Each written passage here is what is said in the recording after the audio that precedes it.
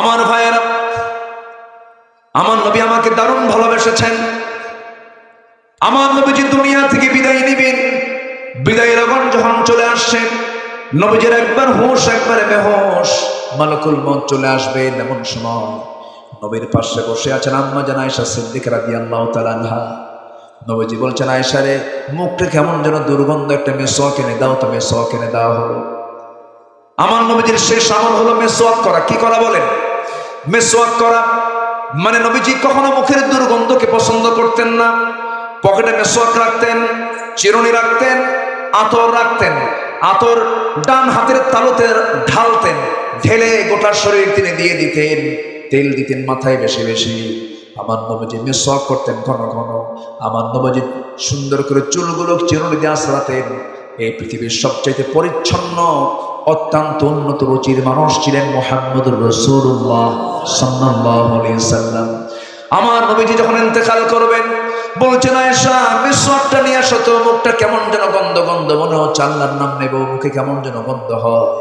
মেসওয়াকটা এনে দেওয়া হলো।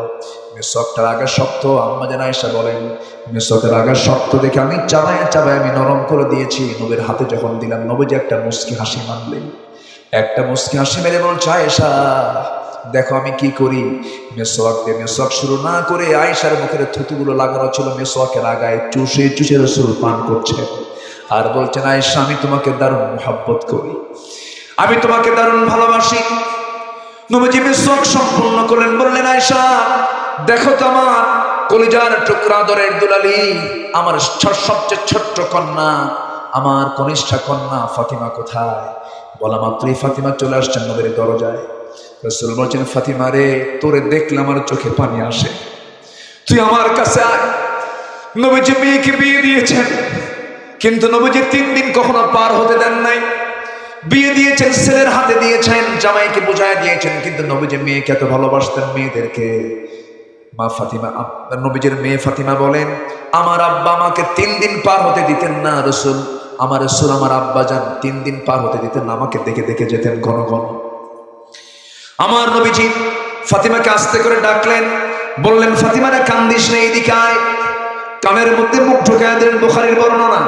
কানের মধ্যে মুখ ঢোকায় দিয়ে বলছেন, ফাতিমা কান্দিস না রে, তুইও মরে যাবি, আমিও মরে যাবো, আমি একটু আগে মরবো, তুই একটু পরে মরবি। তুই আমার সবচেয়ে কাছের দুনিয়ার আপনজন ছিলি, কবরেও তুই আমার আপনজন, কাছাকাছি থেকে যাবি। মানুষের মরার কথা শুনলে মানুষ ভয় পায়, কিন্তু ফাতিমা আনন্দে আত্মহারা হয়ে গেছে। আব্বা যাচ্ছেন, আমিও চলে যাবো আব্বার সাথে। আমার নবীজি ফাতিমাকে বিদায় দিয়ে দিলেন, দরজার কাছে দাঁড়ালেন।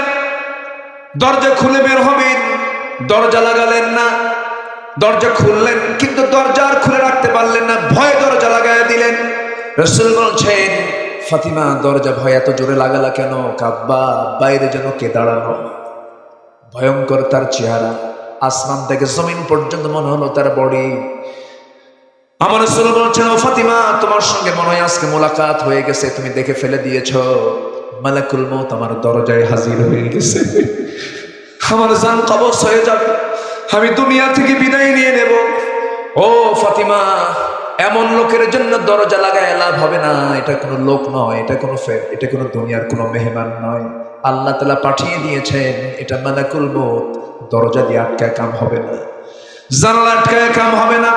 ফি বুরুজিন মুশাইয়াদা, চলে আসবে মালাকুল মউত, আমার জান কবজ করে দেবে। মালাকুল মউত রাসূলকে সালাম জানালেন।